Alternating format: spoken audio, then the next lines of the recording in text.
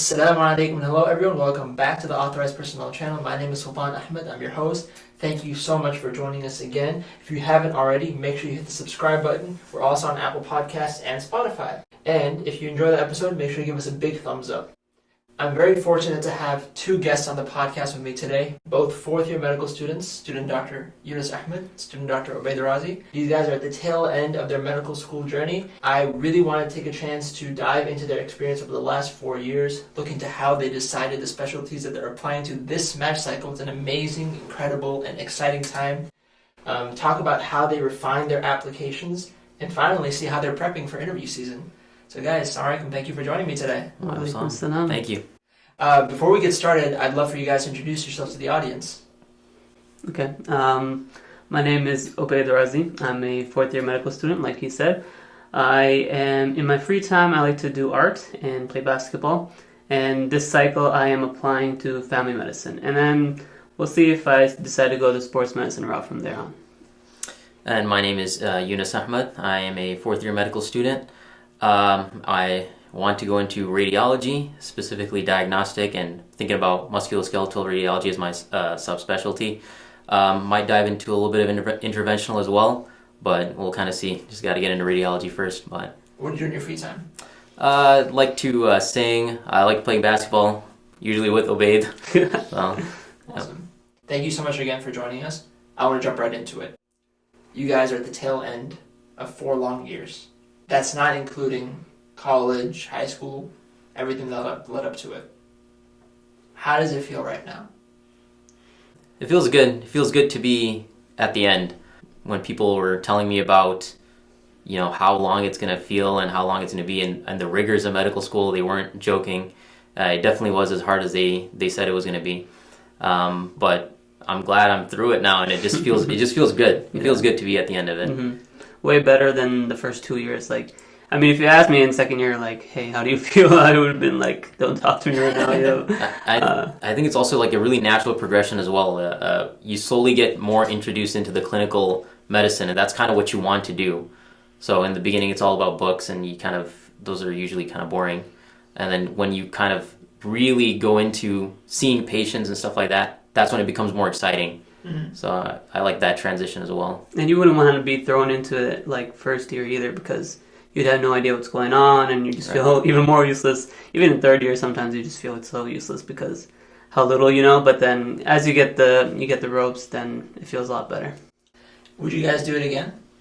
Yeah, I would say I'd do it again though. Like I said, first 2 years were rough, but the second 2 years you start to see the fruits of your labor, and you start to see that the knowledge that you gained is actually helping people. So then you're like, okay, it was worth it in the end. Yeah, so I think knowing what I know now, I would do it again, mainly because I understand what the end result is.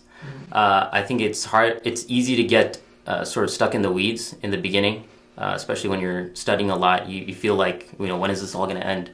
But being at the tail end of it now, like you said, finally seeing patients, finally dropping into my niche, which is I'm doing a lot of radiology rotations right now, so I'm kind of getting to see what I like to see. And knowing that that's going to be the end result of it, I would do it again.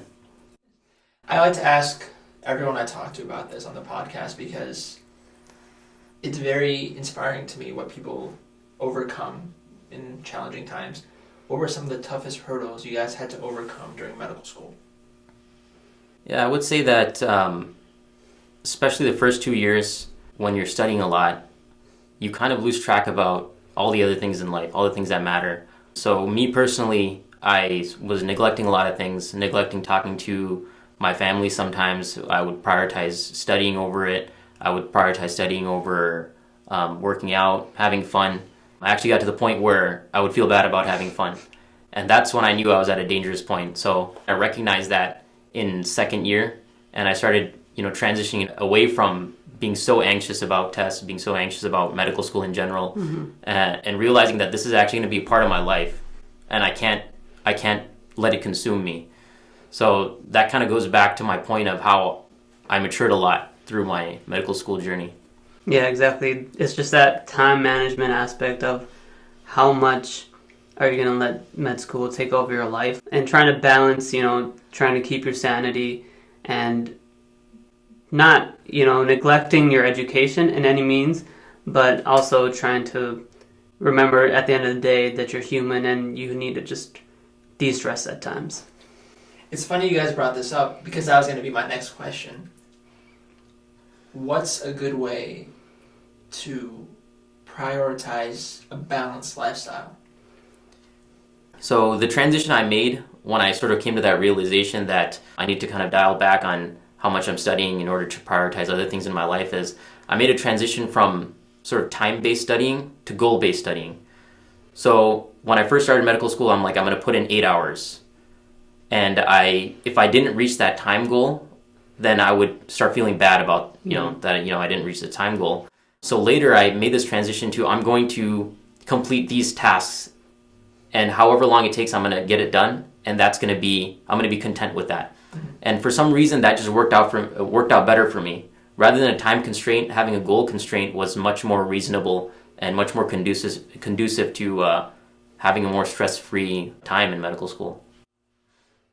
So for me, I think one of the things that really helped me prioritize and kind of step back from everything and look at the bigger picture was my wife. And, I'd be at school, everyone's freaking out about the exam, how they did, what the results were. I'd come home and my wife is, she's chilling and things are all right, the world's not burning down. So that gave me perspective that, okay, I can kind of relax. Whatever happens, just got to do my best. And then got to take care of myself and my family in the end. That's awesome. So this actually is something that I spoke to a different med student about, Musa Khadak, and we were talking about having a good support system around you so that, your goals that you were talking about, having goal-oriented times, having someone that keeps you accountable for your tasks so that you can take a break and you have someone that validating the fact that, hey, you got through your material for the day. And like you were saying for your wife, she was there keeping you in check, making sure you got your work done, but you didn't let it get to you at the same time. Yeah, not just my wife. I mean, we had some friends too that came from our undergrad, you guys know them all. And we came together and then, you're freaking out about the exam and the morning exam, you're talking to your friends like, yeah, bro, we're all in the same boat, So that kind of helped, like having those connections, keeping yourself connected to your community too, to the masjid. When you go over there, you're just like, okay, things are good, there's a bigger purpose why I'm here. Fair enough. So on that topic of evolution, actually, that you brought up earlier, when you enter medical school, it's a whole different playing field from where you're used to. High school, college, the way you study, the way you learn material, it's very different. In college, you listen to the lecture, write a few notes, read it over a couple times, right? Then you can go and take a test, and for the most part, you do pretty well. Medical school, different volume, different intensity, different time constraint. And we talk about this idea of grit, where you really can't give up. It's a hard job, but you have to keep pushing yourself through it. Can you guys share your experience with how you evolved your study habits for medical school? Yeah, I could talk about that a little bit. So I went into medical school well aware that it was going to be an academic challenge. So I did what most people would do, which is, go on YouTube, try to find the authority on the situation and kind of emulate them. And I would suggest, anyone to do the same. Anybody coming into medical school should do their own research as to what everybody else is doing and kind of formulate their own routine from that. And that's exactly what I did. So on that train of goal-oriented studying, I broke down my studying into 3 major departments, I guess you could say. So number 1 is getting new material in.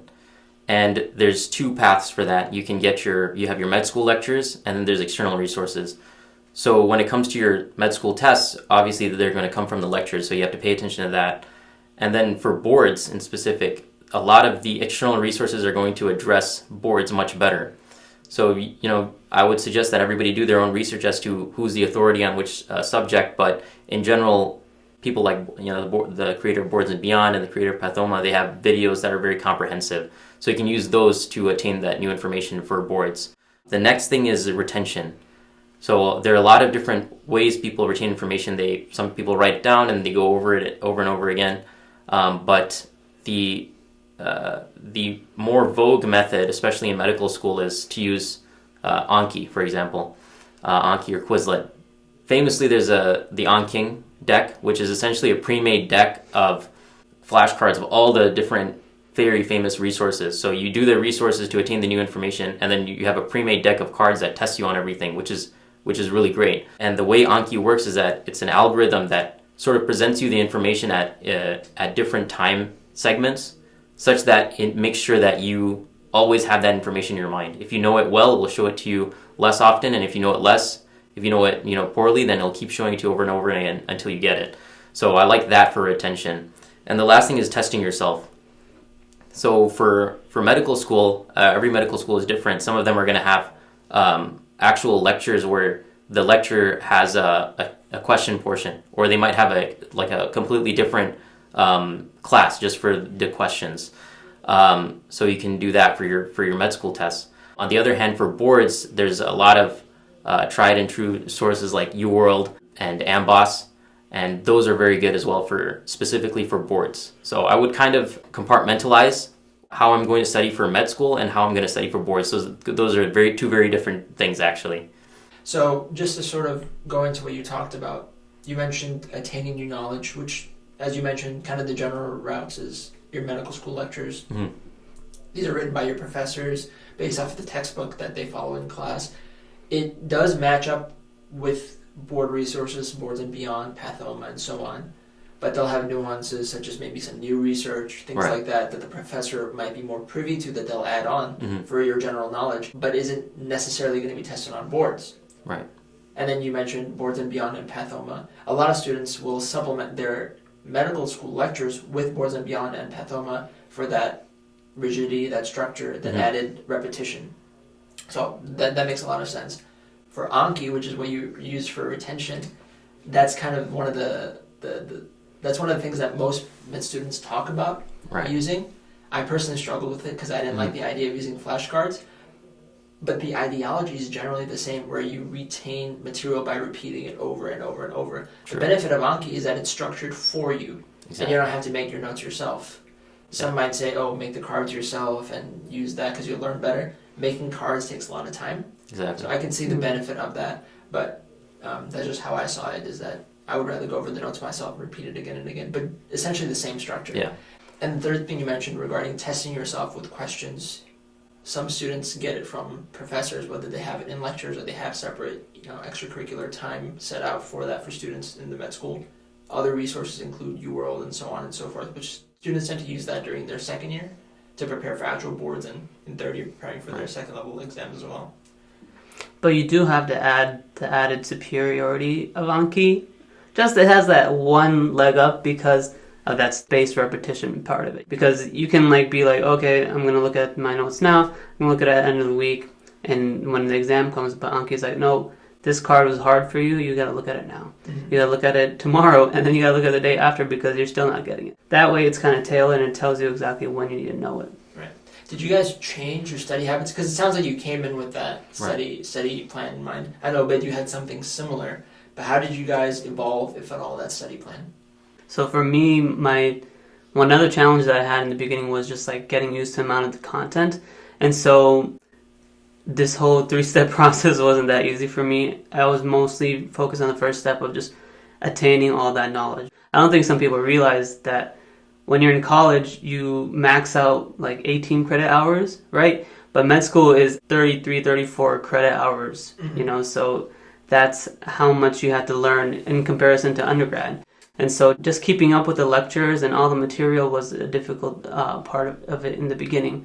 And then the second part of, trying to retain that and reviewing all of that, that's when I added my board resources. And towards the end of the first year, it kind of took me a while to get grasp of my study habits and how I want to study exactly. So that's when I threw that in. And then obviously boards came around, and studying for boards itself is a whole different monster. Right, because you're spending longer hours focusing on questions, whatever parts you were weak in. That's when you supplement with reviewing the texts and the resources.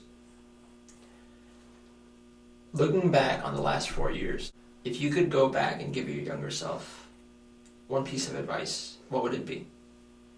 I would definitely just tell myself to just take it easy, because I came in very gung-ho, and the reality of med school is, I think you mentioned it earlier, that everybody does get through it. And, you have that fear in your heart at the time, like maybe I'll fail, maybe I won't make it. But the sincere reality is that if you put in the effort, you'll make it through. So I would just go back, and it's a bit cliche, but I would remind myself of that. The advice I'd give to my younger self is basically, it's going to take work, and the only way is through. You hear this all the time because it has some truth to it, that if you put in the effort and stop trying to look for easier ways, shortcuts to get around it, and just learn the material properly from day one, it is going to help you out in the long run. And when boards come around, you're going to really thank yourself that you didn't cut any corners. Absolutely. Medical school is riddled with challenges, with experiences that you're going to remember for your lifetime. One of the toughest challenges in med school is deciding what you want to do for the rest of your life as a physician. You can choose anything from family medicine to radiology, plastic surgery, dermatology, internal medicine, general surgery, so on and so forth. What's the story behind how you guys decided your subspecialty? So coming into medical school, I wanted to be a neurologist, actually, because, it just sounds cool that you're a brain doctor, and I really liked how the brain works. We don't really know much about it, etc. So, I kind of went in with the idea, if I had to be something, it would be a neurologist. And so I was open to other things as well. As time went on, I started my third-year rotations. I had pediatrics. I'm like, oh, that was pretty cool. And then I had internal medicine. I'm like, that was pretty cool. And then, so I realized that I like everything in medicine, for example, in psychiatry, I liked the fact that I was building long-term relationships with patients, really getting to know them and talking to them. In general surgery, I was using my hands, and that was really cool. In neurology, it was just riddles, this is something wrong with your brain, how is it manifesting itself? So it was towards the end of my third-year experience that I realized that I want to practice in all these fields if possible, right? And family medicine really spoke to me because it had that utility that if, someone in my family is sick, someone on a plane is, having a problem, I'd be able to help them out. And so much utility in this field because you can go overseas, you can open up a free clinic on the weekends and stuff like that. So it really seemed like something that really fit my personality and seemed like something I want to do for the rest of my life. So for me, I would say that I came into medical school wanting to be sort of a general practitioner. I wanted to be, I guess you could say, an internal medicine doctor or maybe a family physician, because I thought that's the essence of what medicine is. Somebody would come in sick and they would leave with a prescription, and you establish a relationship with them.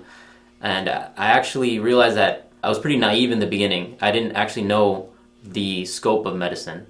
I didn't know that there were pathologists looking through microscopes and they were doctors, and I didn't know there were people sitting at a computer looking at radiology, and they were doctors too. So as I got exposed more and more to the different fields, the main thing I was looking for was something that, you have to compartmentalize this as well. You have to look at lifestyle, you have to look at what you're doing on the job, and you have to look at sort of the emotional part. Does it speak to you?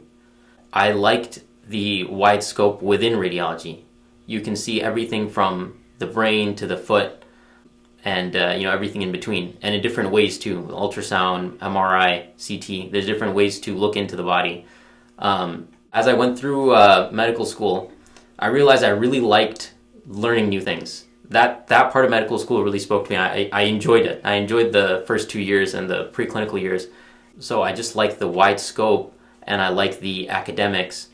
I believe that it's probably a good way to help as many people as you can as well, because if some radiologists are reading hundreds of images a day, so imagine touching the healthcare of that many people on a day-to-day basis. I feel like that's all the things that kind of drew me to that. When you entered medical school, your idea of a physician was someone that had a very comprehensive understanding of medicine, of pathology, and so on. You talked about how you could see yourself in internal medicine. I guess internal medicine, family medicine are very trademark for comprehensive practice. Right. When did that switch occur to radiology? So I would say that I did want to go into internal medicine in the beginning of medical school, but the sort of transition happened when I developed a closer relationship with my cousin, who's actually a musculoskeletal radiologist. And we would talk about the things I would learn, And I initially, when I was talking to him, I wouldn't even talk to him about radiology. I would just talk to him about medicine in general, and he would sort of send me radiology tie-ins to whatever I was learning. And I just thought it's very interesting how much he knows about his field, and that part sort of made me end up talking to him so much more.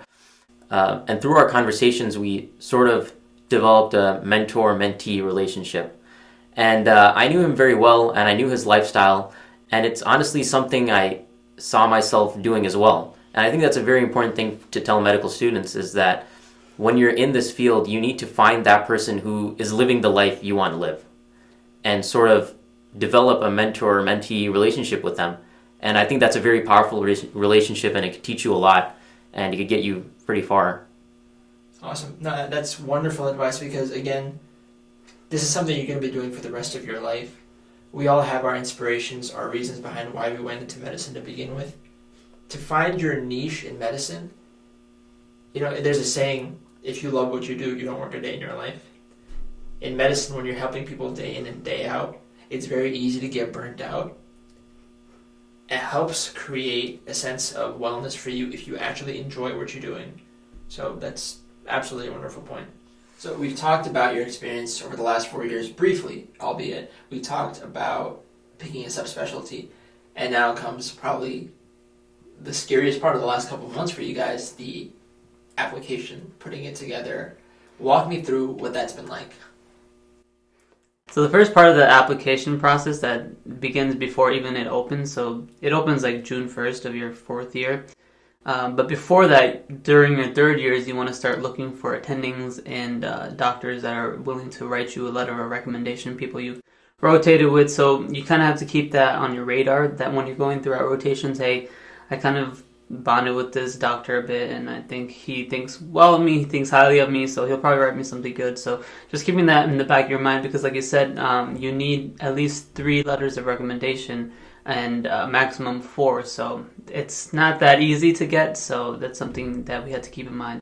So like I said, June 1st is when your application actually opens up and you can start adding things to it. So it's like building a puzzle. It's like taking little pieces from throughout your medical school career and putting it into the puzzle, things you have to upload. So they have the most important things being like your personal statement, your letters of recommendation, your scores that you've gotten from your boards. Transcript. Yeah, your transcript, so your grades, and then other things go into it. There's a whole separate section called experiences. And so in the experiences section, you're able to list things such as research experience or community service experiences or clubs you've been involved in, and then list those things. They give you about 10 slots. And then from those 10 experiences, you can even put hobbies. You can highlight the ones that are most meaningful to you. It gives you a little area to put a paragraph or so on why is this the most meaningful to you. What impacted you? Tell me more about it. And so you can really show programs who you really are, and it gives you a chance to highlight the things that you want the programs to see. Anything you want to add, Yunus? Yeah, I think that you should really try to make your application follow some sort of story. Try to get it to describe you comprehensively and as a complete person. Like, so your experiences, you can't really control much about your letters. One thing I will say about letters is get the letters from physicians who know you well, not necessarily the doctors who are in the field that you want to be in. For example, for radiology, on rotation, radiology is difficult to make a good connection with your preceptor because you're not really doing anything actively. You're not putting in notes. You're not really interpreting images that much really either. So if I want to portray that I'm a hard worker, I would probably have some letters from a hospitalist or a family med physician, which I did have. So I would say that about letters of rec. So we talked about letters of rec. You mentioned we need 3 to 4, minimum of 3, which is what people tend to get. Get them early on, get them from people that know you, can describe you well, so the program gets a good idea of who you are. And you probably want to start looking for those middle of your 3rd year or so. Because obviously you have to have some idea of what you're going into so that you can tell these mentors, these attendings, so they can write an appropriate letter of recommendation. We spoke a little bit prior to this about people that want to go into very competitive specialties like dermatology, ophthalmology, and so on. For them, tailoring their application starts very early on, perhaps even from their first year of med school. And we'll get into how that plays into the application. But the next thing I want to touch on is the personal statement. Personal statement generally limited to about a page or so. When do you start working on that? So I had to draft up something along the lines of a personal statement when I was applying for rotations for the beginning of my fourth year. And you kind of do audition rotations, which is basically where you kind of showcase yourself at programs that have the residency of your choice. So I was at a few hospitals for that, and they wanted to know a little bit about me through a personal statement. So I kind of started my drafts a little bit at the end of, probably at the end of second year, at the end of third year, because that's when you kind of have to apply for those auditions. So I had a rough draft back then, and I just kept adding to it as I saw fit, and I've had a final draft by the time that you have to submit the applications. In September. In September, yeah. So deadline for the applications is usually end of September. This year it was September 27th. I remember I had a pretty decent personal statement up until about like a week before the deadline. And then I wanted to tell more of a story rather than be like a cookie cutter type of sample. So I rehashed everything. I went back to the drawing board and rewrote a new one, and it was something that I liked a lot better. So like I said, start earlier so you can go through this process of, I don't know about this one, let me do another one. Right. And I'm really glad you mentioned that, both of you guys, because you talked about how you kept adding to it as the months went on. You mentioned how you want to start earlier so you can go through different ideas. The application opens early summer around June. I think you can add in some personal information earlier in the year in March, but not really anything application related. The personal statement, there's no real early time to start it.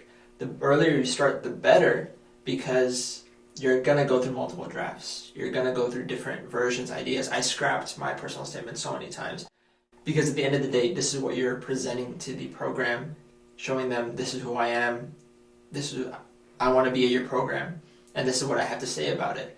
Another piece of advice I was given, have people see the personal statement. Even if you're a good writer, show people so someone can give you feedback on that and help you modify it so you're not trying to fix the essay the night before it's due.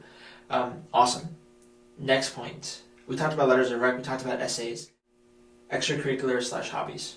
Was there a point during the application process where you guys thought back to your 4 years of medical school and thought, I wish I did this differently so I could have put this, or maybe I should have spent more time on this? Like, what were your thoughts when you were putting that part of the application together? For me, I felt like I definitely wish I could have done a few more clubs, maybe get a little bit more involved in the school. But for us, it was unique because our first year was during COVID, and we weren't in person. And so even as we were transitioning outside of COVID and kind of the rules were getting lifted little by little, the clubs are still pretty limited. You couldn't have big meetings and stuff like that.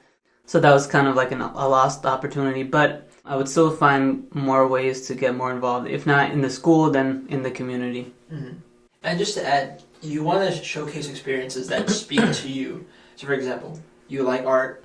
Did you mention singing? You mentioned singing earlier, right? So these things help characterize you, show them more about you than maybe words on an essay might. I'm glad you brought up that point of wanting to do more. You want to show them you do care about humanitarian projects, which is part of why we got into medicine.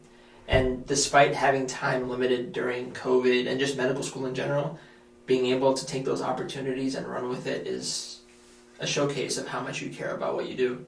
So, absolutely great ideas. Another step, research. Research can be case reports, can be actual projects that you do in the lab with professors. I've heard of some students that write chapters in textbooks. How did the research part of the application come together for you guys? So this kind of ties back to knowing what you want to go into, and for research purposes, knowing where you want to get into as well. So some hospitals and programs are more academically oriented, so they're going to give more weight to how much research you do, versus some others that are less academic. Maybe they're not associated with a university. They may not really put much weight to that. They may care more about your character or your scores. If your goal is to go to an academic facility, if you like that kind of practice of medicine, if you like the research side, then you should definitely have a lot of research to show that, I'm actually interested in this and I actually have done something in research so I can prove to you that I've done it. Mm-hmm. You can't come at the last minute with no research and apply to, an Ivy League university hospital and expect them to take you seriously. Mm-hmm. So I would say that that's something to think about when you're first coming into medical school. From my experience, I knew kind of going in, I'm going to need some form of research because that looks good in an application, and it kind of shows that you care about the research side of practice, and that's how you should practice, is research-based.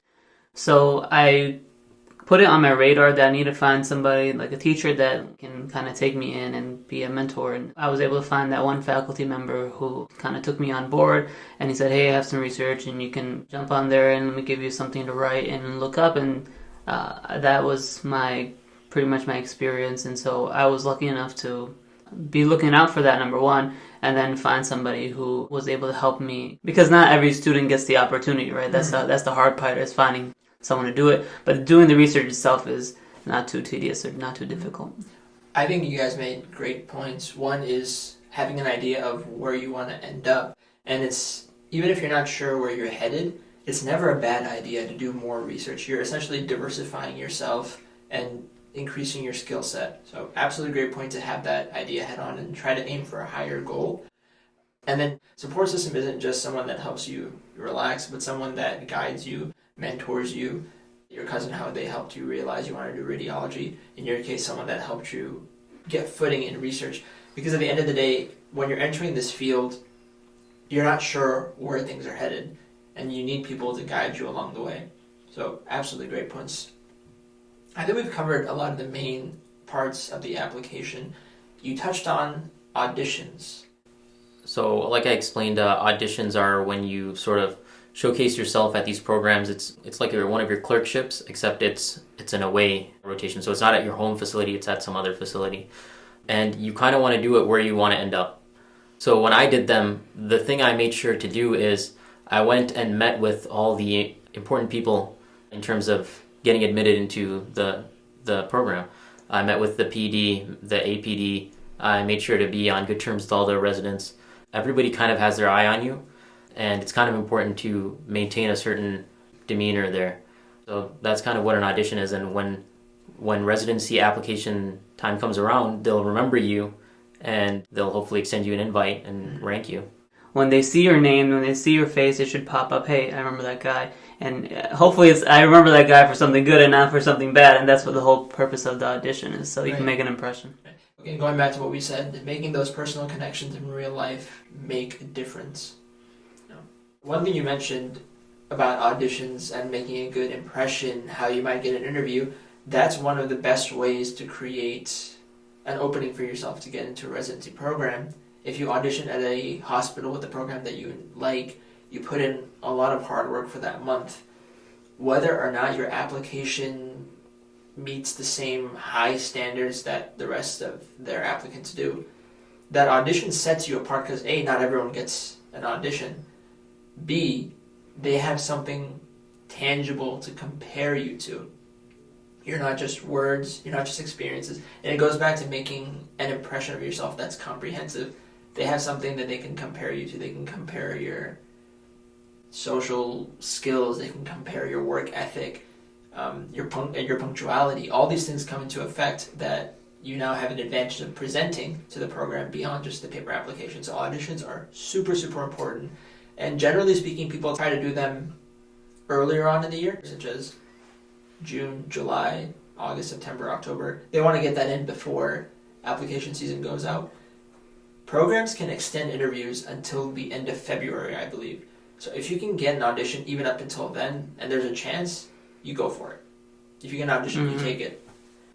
Yeah, so going off of your point, another important thing is when you're at these away rotations, a very key thing is to try to get somebody to be on your side. Someone who's going to go to bat for you when it's time to rank. And the other thing I will say as well is the away rotation is so important in some specialties. For example, in my radiology rotations, I was told by a PD that because you're doing an away rotation here, I'm going to give you an interview. So it's just it's as black and white as that, and it's very hard to get interviews. I actually have some some data from these PDs. This year in 2024, for the 2024 app, one of these places got about 1,000. They're getting about 1,000. I guess you can say most hospitals are getting about 1,000 applicants for radiology, and they're only going to interview 100.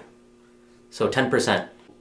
And the PD told me that a lot of these people are very, very qualified. They have great scores. They have a lot of research. But he said, just by virtue of you rotating here, I'm going to give you an interview. Mm-hmm. So that's how important it is and how heavy it is on the scales. Mm-hmm. Yeah, so going off what you said about how it's important to audition at where you're trying to go, I think it's important to clarify how to decide where you're trying to go as well. So on the application, there is a setting or a preference you can set in terms of if you want to be on the coast, on the East Coast, or if you want to be in the Midwest, Central Midwest, Southwest. So all these regions you can indicate to programs that you prefer being here. You can do it to up to 3 geographic locations. And if you do one location, it's not going to show the others that you want to be here as well. What are you trying to do? So that's pretty nice. Especially if you have a lot of family in the Midwest, for example, like I do, then you can say, I want to stay here, and then it gives you another place to put a little blurb on why do you want to stay here, what do you like about it, or hey, I like the opportunities here, or I have family here, etc. So for me, when I was choosing residencies and sites, I was considering based off the fact that I have a family and I want to grow a family in the future. So is there family there for me? Is there a support system? What is the city like? Is it a big city? Is it a small city? Would there be things to do as a family there as well? The other factors were like, how is the salary there? What is the program like? Are they research heavy? How big is the hospital? How many beds does the hospital have? If you use this resource called Residency Explorer, then they show you all these statistics. Average hours of an intern worked in their first year, how many hours did they work per week, how many days do they get off per week. So these are all factors that I took into account when deciding how am I going to rank these, right? And in the application itself, they also have this thing called signaling. So for family medicine, you get 5 signals, which means you can indicate to a program and notify them, signal them, that hey, I'm really interested in your program. And so if it's family medicine, I'm basically telling you, hey, you're my top 5. So increases the chance of you getting an interview because they're like, hey, this guy's serious. Or at least they'll look more thoroughly into your applications. I know for radiology it's a little different, right? Yeah, so some specialties have 1-tier signals and some have 2-tier signals. And the ones that have 2-tier signals are sort of separated into gold signals and silver signals. So as far as I know, both of them carry the same weight in terms of the programs knowing that you're serious about them. But as you can imagine, a gold signal is worth more than a silver signal. Another thing to think about with signals is that people think it's just to get the interview, but programs also keep in mind when everything's all said and done, when they're done interviewing all their people, they could take your signal into account when ranking as well. So they can use that to rank applicants based off of, I guess, who showed the most interest to them. Right, exactly, because not everybody who's interviewing will have signaled. Interesting, fair point. You guys mentioned great points, and I feel like if I heard these things when I was going through the application process, I would have benefited quite a bit. But let's shift gears to something a little bit more fun. Prepping for the actual interviews.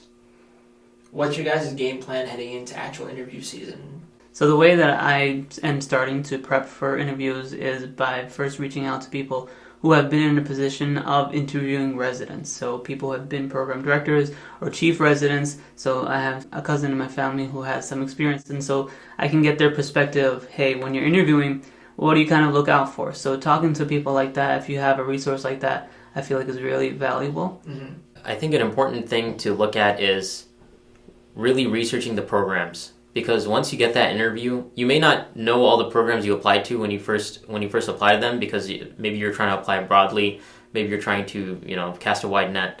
But the moment you get the interview, that's when you have to start taking the program really seriously. Because if you get the interview, that means that you can rank them and end up there. So it's important that you go on their website, you figure out what they're all about. A lot of these programs have videos, so I would suggest watching their videos, and there's usually a lot of gems in their videos about the location, about the hospital, special things that they have that you can bring up in the interview. So it kind of just shows an extra level of engagement and enthusiasm if you sort of research the program beforehand and have something specific to comment on or ask about. Yeah, no, absolutely. I think you guys make great points.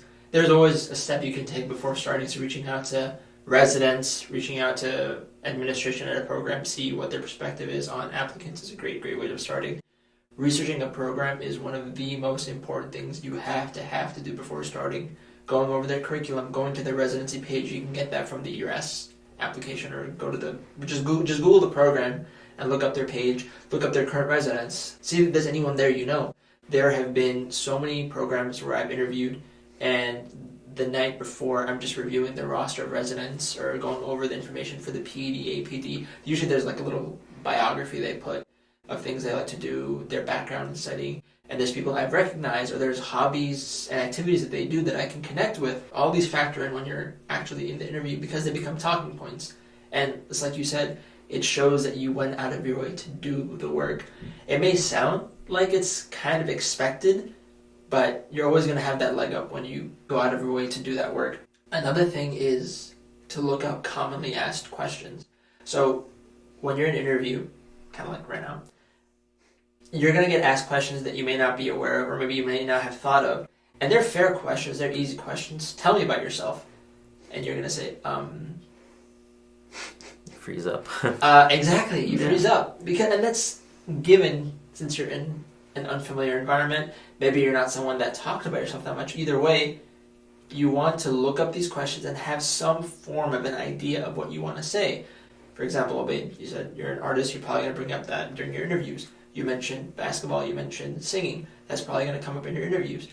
It's very possible there's something you want to communicate, but because you froze up in the moment, you're looking at the clock, you're looking at the person that's only got you for 10 minutes to talk to, and you blank, right? So looking up commonly asked questions, practicing them a little bit. I wouldn't say script them, because you want to come off as genuine, and you should, but just have an idea of the points you want to hit.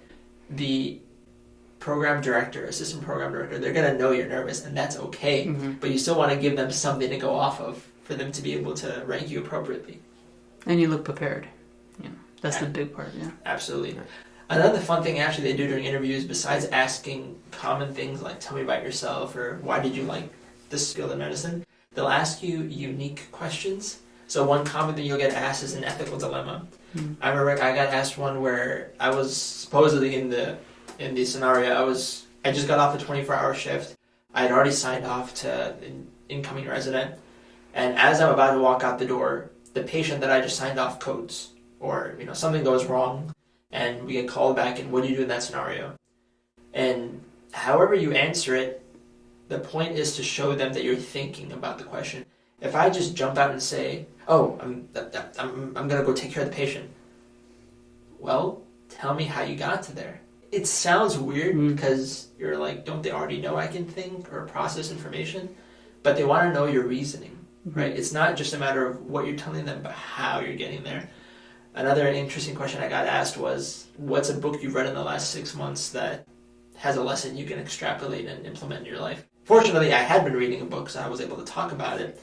But it goes to show you're not just a piece of paper with a board score and some hobbies. You're a person, and they want to see that. We touched on commonly asked questions, and there's lists of them online, so guys should definitely check it out. But during the interview process, there's a time period where you're given the space to ask questions of the faculty, the program director, and so on. What are some questions applicants should be asking? So one thing you can ask them is, what changes are you guys looking to make to the program in the future that I can expect to see in my time there?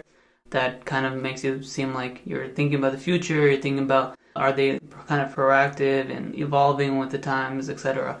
I think in general it's very important to ask questions when given the opportunity, because it just shows engagement. It shows the program that you're actually genuinely interested, because if you really think about being someplace, you're not going to be going into it blind. You're going to want to know more about it. So it just shows that next level of engagement. Another thing that might be specific to radiology but could apply to other fields is that you can ask them what subspecialty are they known for. Because, for example, in radiology, some programs are known for their neuro department. Some are known for their MSK department. And maybe if you did that research and you actually have a desire to go into one of these fields, for example, I like MSK. So any program that has a good MSK department, I'm definitely going to talk about them and ask them about it just to show that next level of interest. And I think one other point we can touch on is research. A lot of applicants are interested in research or they're interested in academia. So asking a program if they build a curriculum around that or if they support residents with faculty or resources to aid in research is a great question to ask. I always liked asking unique questions just because it helps the program remember you more. I would ask the program, whoever I was with, whether it's the PD, APD, in the context of the fact that changes are difficult to make sometimes in programs, there's a lot of yellow tape you have to go through. If there's no limitation on funds, if there's no limitation on administration, what's a change you would want to incorporate into your program? So that would always be a lighthearted question. Sometimes they would have fun with it. I had one person tell me they wanted to build a tunnel from the outpatient center to the hospital because the residents always complain about walking through the cold. So that was fun. Cool. And I think that goes into one point I want to touch on is that you've made it to the interview. You've been approved. You've been selected. There's very little you have to do now besides show up and be human. So when you're in these interviews, right, you're going to be speaking to other co-applicants. You're going to be speaking to the APD, PD faculty. Joke around with people. Talk about things that aren't medicine. Don't veer off topic. But say if there's a space for a 5-minute break, introduce yourself to the program coordinator, say hi, how are you doing, ask them about their day, ask them about the area. And they remember that, right? I remember I was told when I first started medical school that when you go to a program for an interview, they'll pay attention to how you interact with the person at the front desk, someone that's taking care of sanitation, so on and so forth. Because they want to look at you, again, comprehensively, holistically. If you're someone that smiles when you're talking to the program director, but you're smearing at the person that works the front desk, that's not a good thing, right? And so be human, be kind, and that resonates very, very well. And humor goes a long way. I like talking about food. I've given programs way more recommendations for food than I have talked about medicine in some cases. And that's okay, right? Because you got to showcase your personality. If you're in a resident meet and greet the night before, everyone's chilling, they're just talking, connecting. If you're someone that likes food, one of the residents likes food, they're going to say, oh, hey, that guy, he knows about food. If he comes, then we'll have fun talking about that. People bond over these things. And that's essentially what you're doing is making a name for yourself on a human level. On the topic of coming off holistically to the program, one thing that is somewhat minor but still makes a difference is your background during the interview. So for the interview, you're going to want to make sure, it's clean, it's well lit, your microphone's coming off clear so they can understand you. Try to make sure that your internet connection is stable, not too much sound in the background. One thing you can actually do is put up things from your hobbies or your interests. So for example, you can put up paintings, you can put up novelty items, and it becomes a focal point that'll catch their eye. They'll bring it up during the interview. As best as you can, try to make your background clean, well lit, and just try to tell a story. So one question for you, since you've actually been through quite a few interviews, what do you not want to ask? So you don't want to ask a question about something that was just said in the interview. That's going to show that you're not paying attention. Is it okay to ask a question about something that's clearly on their website, or do they think that you were not prepared and didn't look? So you wouldn't want to ask a question about something that was just said, right? For example, if they said, that interns spend 4 months on the general hospital floors, and you say, oh, excuse me, how many months do residents spend on the floors? That's a toss-up between they didn't hear me, they weren't paying attention, or they don't care enough to listen. Versus maybe they had some sort of glitch, right? So you don't want to ask questions about things that were very clearly said. At the same time, if there's a question of clarification you have, then absolutely go ahead and ask. There's a fine line between asking something you shouldn't be asking because you should know it versus trying to clarify something, because they know you're looking at the program as a place you're going to spend a minimum of 3 years at. So ask questions to get your mind at rest. And the good thing is they'll give you their contact information so you can always follow up and email them about questions that come along the way. Last thing I want to touch on is SOAP. While you're in interview season, right, you're going through prepping for your interviews, researching programs, and so on and so forth, you have to keep your eye on one more thing, and that's SOAP. The ideal is that interview season goes well, you rank your programs, and you match.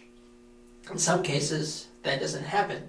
There is a backup plan for that. Supplemental, offer, and acceptance program. For those that don't match, you have the opportunity of SOAP. Right after you find out yes or no, a few hours after that, you get a list of unfilled programs. There's a limit of how many you can apply to. I believe it's somewhere between 40 and 50. I think it's in that range. And it's a good idea during interview season to look into what programs or what fields had unfilled spots during the previous year's SOAP. So for the year that I applied, that year's SOAP had the most unfilled spots in emergency medicine at the end of SOAP. Prior to that, generally speaking, internal medicine and family medicine tend to have a lot of unfilled spots. And for that, you want to hope for best case scenario, but you also want to have a backup plan. So keep layers of Recc ready for that subspecialty.